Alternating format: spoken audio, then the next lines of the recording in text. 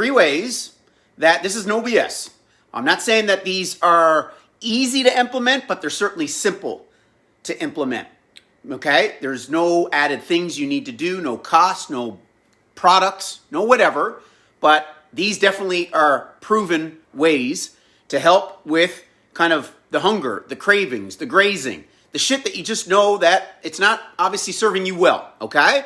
So, and if you're here, listen, just say good morning, thumbs up, where you calling, where you seeing them from, where you hearing them from. All right, number 1, okay, is you need to stop having light meals, right? Your meals throughout the day, maybe you're intermittent fasting, maybe you have like toast and a coffee, right? A bagel and a coffee for breakfast, right? And you're wondering why 10, 11 o'clock, man, I'm hungry.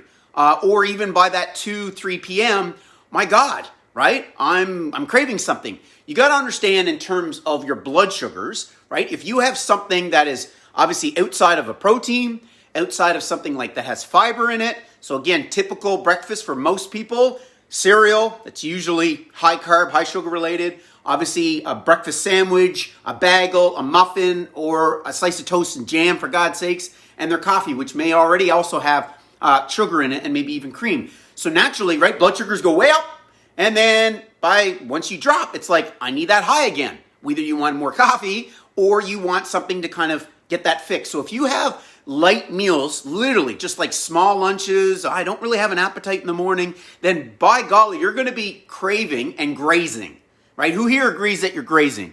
Do you grazing? Do you do much grazing through a run of a day? If you do, just thumbs up, okay? A lot of people graze, let's just say, okay? But that's the thing. Start with 25 to 35. I'll just say somewhere in between 25 and 35 grams of protein, obviously good healthy protein. If you start your day, and I don't necessarily mean that you got to wake up and have food, but at least your first meal of the day, okay, has that level of protein. And obviously there's so many ways of getting that in. I'm not even going to go down in there for the purpose of this video because I've talked on it and it's pretty easy to just find that much protein. Believe me, right? Yogurt, oatmeal, protein shakes, simple eggs, obviously, okay? But you need to stop having these light meals because honestly, your blood sugars and just your appetite, when you're thinking about then stress, and then the minute that you're bored and you're realizing, oh shit, I need something right now, right? Then you're going to graze, and you're going to most likely graze on the shit that you don't want. Okay, so that's number 1, is just you got to look at having more substance within your main meals, and possibly for even your snacks, have protein, right, and fats, healthy fats, and fiber within your snacks, and not just like an apple by itself, or a muffin by itself, or obviously chocolate by itself, okay? So more substance throughout the day. That's number 1. Number 2 is you need to have a kitchen makeover. And what I mean by that is the layout of your kitchen, maybe literally tossing out the shit that's your kryptonite, toss it out of your house. Now you're like, Ron, that's too extreme.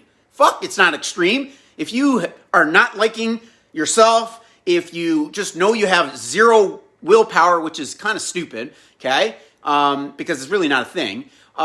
If you just feel like you can't not, go to the cupboard and go for your favorite, whatever it is, then you're going to have to literally toss it out, okay? You're going to have to rearrange things. Now, listen, that's not to say that you still get in your car and you go to the grocery store, but at least it's going to make you think and say, yeah, I don't really need it, and I got to do that to go get it, so you might not do it, okay? So just look at the layout of your kitchen, right? In terms of, fruits or healthy foods that is within arm length and not necessarily the shit that's within your peripheral.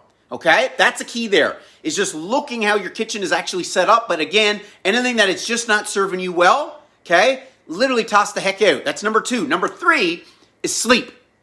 Sleep, okay, everyone thinks, okay, Ryan's probably talking about a supplement, some food, whatever. No, out of all these things, between eating more substance, obviously looking at your kitchen makeup, or even maybe your office makeup, the other key thing that does help you effectively, and I mean effectively, to help you curb and stop eating the shit that you know you shouldn't be having when it comes to your health and fitness goals, is getting better sleep. And you know why?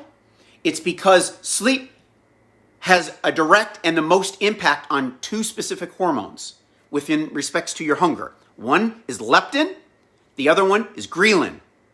2 of those hormones, okay, one is specifically to help with your appetite, meaning it tells you that you are hungry, legitimately hungry. The other one tells you and tells your stomach and your brain that now you are full. If you are getting shit sleep, and I mean shit sleep, so not only broken, not only inconsistent, a couple good days, a lot of bad days, or you're getting certainly under 6 hours minimum. If you are falling underneath that level or that category when it comes to your sleep, those leptin and ghrelin hormone levels are all over the place, which means when you wake up in the morning, you're really, really hungry. Maybe you're even hungry in the nighttime, meaning like, man, I got to have something before I go to bed. Maybe you're even hungry when you wake up in the middle of the night. I need to get something, thinking that it's food that is causing you to awake, which is completely BS. But it also affects, like I said, your level of kind of your appetite once you wake up. Okay? So that's key. So if your sleep is broken, bad, inconsistent, then your actual cravings and your hunger is going to not serve you well. You get better at your sleep, your appetite actually gets better as well. That's not BS. That's completely true. Okay? Massively true. People underestimate the value of sleep when it comes to their appetite. Okay? And naturally, sleep impacts your metabolism. 3 big things. More protein, obviously more exercise, ideally ones that strengthen your muscles, and sleep are the big 3 that help with your metabolism. So if you're looking for ways to actually burn calories at rest, or at least help with you to actually burn more fat, utilize more fat, then store more fat, you need to obviously really look at how do I level up my metabolism. So here you go, the 3 things, right quick again. Stop grazing, stop having light meals, like a light salad, a soup, and call it a lunch. That's not going to do shit for you, okay? Not a bit, but it's low calorie, Ryan. Screw the low calorie. You're going to be craving things at the end. And if you're watching this video and you are on low calorie, but yet you're not seeing the results you want to see, well, then is low calorie actually working for you? Probably not. All right? And then also kitchen makeover, make it work for you, right? Hide the shit, toss out the shit, and bring more to the attention, the good shit that works for you, okay? And then also look at getting more consistent sleep. Let's lock in this weekend. What's one thing you got to do this weekend that's going to really kind of allow you to own it as best as you possibly can so that you can hit next week running?